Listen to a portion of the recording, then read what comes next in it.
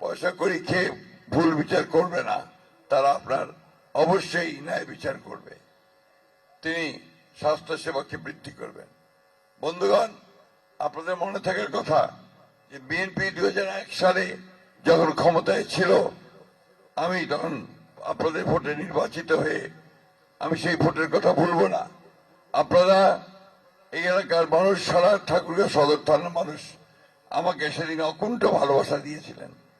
আমাকে আপনারা জানতে পারছিলেন যে আমার টাকা নাই, তার 1 টাকা 2 টাকা 3 টাকা 4 টাকা 5 টাকা ডিম বিক্রি করে, মুরগি বিক্রি করে আপনারা আমাকে টাকার মালা দিয়েছিলেন, মনে আছে আপনাদের? আমি এটা কোনোদিন ভুলিনি, কোনোদিন সেই ঋণও আপনাদের শোধ করতে পারবো না। তো আমরা সেই সময় কৃষক ভাইদের 5,000 টাকা কৃষি ঋণ সুদ সহ মাফ করে দিয়েছিলাম, তাই না? মনে আছে আপনাদের? পুরান লোকেরা আছেন। সুদ মাফ করা হয়েছিল 10,000 টাকার, 25 বিঘা পর্যন্ত খাজনা মাফ করে দেওয়া হয়েছিল। এই কাজগুলো আমরা তখন করেছিলাম। আপনাদেরকে, আমাদের এখানে পানির অভাব, এই পানির জন্য আমরা বরেন্দ্র বহুমুখী প্রকল্প নিয়ে আসছি, যেটা দিয়ে আমাদের এখন আমরা চাষ করতে পারছি। ভুট্টা চাষ নিয়ে এসছি, এই ভুট্টা চাষের মধ্য দিয়ে আপনারা এখন অনেকেই আবাদ করে কিছু পয়সা পাচ্ছেন, আর ব্যবসা করে, এই ফিড মিল আছে, ফিড মিলে ব্যবসা করে আপনারা কিছু টাকা পয়সা পাচ্ছেন এবং এখানে ভুট্টাও বিক্রি করতে পারতেছেন। এইভাবে আমরা কিন্তু তখনও কাজ করার চেষ্টা করেছি। এবার সামনে যদি আবার সুযোগ পাই, তাহলে ইনশাআল্লাহ আমরা আবারও কলকারখানা তৈরি করে, বিশেষ করে কৃষিভিত্তিক শিল্প তৈরি করে আমরা এই এলাকার মানুষের আয় উন্নতি বাড়ানোর চেষ্টা করব। আমি ব্যক্তিগতভাবে মনে করি যে আপনার অন্য যে কোনো জিনিসের চাইতে মানুষের আয়টা যদি বাড়ানো যায়, তাহলে ওইটাতে লাভ বেশি হয়। কারণ অর্থনীতি সচল হয়, মানুষ নিজে নিজে তখন দাঁড়াতে পারে, নিজে পায়ে দাঁড়াতে পারে। এটা আমি বিশ্বাস করি। সেই চেষ্টাটা আমি অবশ্যই করব। আপনারা এখানে বলেছেন যে এলাকাতে ইপিজেটের কথা। ইপিজেট করতে হলে তো বিনিয়োগকারী লাগবে, টাকা লাগবে, সেই শিল্পপতি লাগবে। তো আয় যদি না হয় তাহলে কোত্থেকে হবে সেটা, তাই না?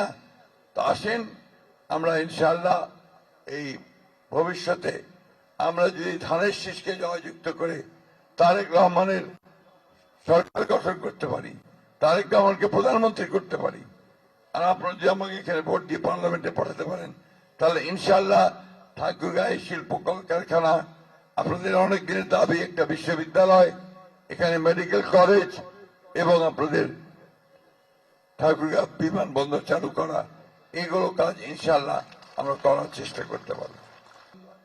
আমাদের সামনে এবার প্রতিপক্ষটাকে, আওয়ামী লীগ তো নাই, নৌকা নাই, তাই না?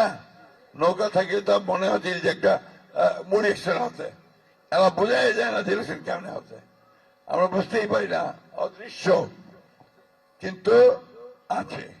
তো জামাতে ইসলাম সম্পর্কে ভাই আমার বক্তব্য খুব পরিষ্কার। এই দলটাকে আমরা বলে যে অতীতে ওরা বলে যে আওয়ামীকেও দেখছো, বিএনপিকেও দেখছো, এবার আমাদেরকে দিয়ে দেখো, এই কথা বলে। কিন্তু কথাটা ঠিক না। তাদেরকে আমরা দেখেছি বাংলাদেশের জন্মের সময় 1971 সালে, আমরা দেখেছি কিভাবে তারা পাকিস্তান শাহনাদার বাহিনীর সঙ্গে যোগ সাজস করে আমাদের লক্ষ লক্ষ মানুষকে হত্যা করেছে, আমাদেরকে স্বাধীনতা বিরোধিতা করেছে, এমনকি পাক সেনাবাহিনীর হাতে তারা আমাদের মা বোনদের সম্ভ্রমপরতা নষ্ট করেছে। সেই দলটাকে অন্তত রাষ্ট্রের ক্ষমতা দেওয়ার কথা আমরা চিন্তাই করতে পারি না। বন্ধুরা, একইভাবে তারা 1947 সালে পাকিস্তান তৈরিরও বিরোধিতা করেছিল। যারা আমার অস্তিত্বে বিশ্বাস করে না, তাদেরকে আমি কিভাবে ভোট দিয়ে আমার রাষ্ট্রের দায়িত্ব দিতে পারি, এ কথা মনে রাখতে হবে সবসময়।